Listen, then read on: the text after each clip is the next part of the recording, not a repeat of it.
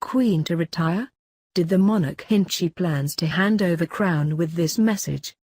Royal watchers are convinced the Queen dropped a hint during her Christmas speech that she is going to retire. The monarch's annual address came 60 years after she first spoke to the nation on Christmas Day. And she told viewers that, as a child, she could never have imagined reaching the age of 91 and marking her 70th wedding anniversary. She said, "Even Prince Philip has decided it's time to slow down a little, having, as he economically put it, done his bit.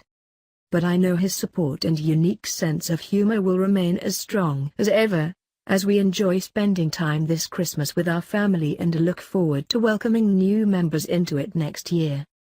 By talking about taking it easy and repeatedly referring to younger members of the royal family, there is speculation she could hand over the throne soon. As Queen for the past 65 years, Elizabeth II is Britain's longest-serving monarch. But there were reports earlier this year that Her Majesty could abdicate in the near future and make Charles king in all but name. She was rumored to have told her inner circle that if she is still on the throne at the age of 95, she will ask for a piece of legislation to grant her eldest son full power to reign while she is alive.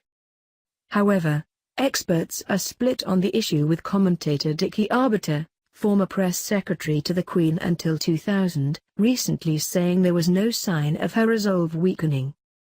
He told Express.co.uk, "The Queen made a very committed statement which she made on her 21st birthday, and she has repeated that several times during her reign. There are no signs of her weakening, no signs of reduced mental capacity." Yesterday, the Queen used her Christmas message to pay tribute to the Manchester terrorist attack survivors, to remember those killed in the Grenfell Tower fire, and to acknowledge a future member of her family, Meghan Markle.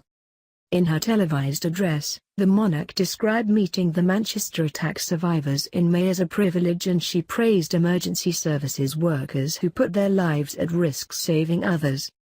"I describe that hospital visit as a privilege because the patients I met were an example to us all, showing extraordinary bravery and resilience," she said.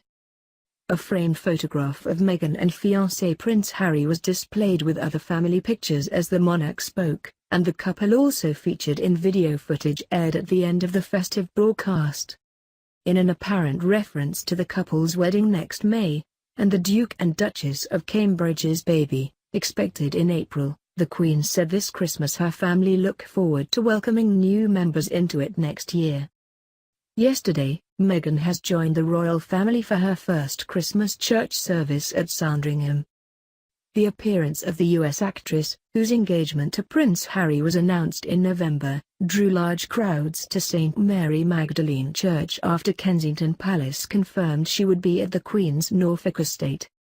They were not disappointed as Meghan demonstrated she had mastered the art of the curtsy before joining her fiancé to speak to delighted well-wishers after the service. Meghan walked arm-in-arm with Harry as they made the short journey from Sandringham House to the church with other royals, including the 96-year-old Duke of Edinburgh. She seemed at ease, smiling and chatting as they walked alongside William and Kate, who is pregnant with her third child.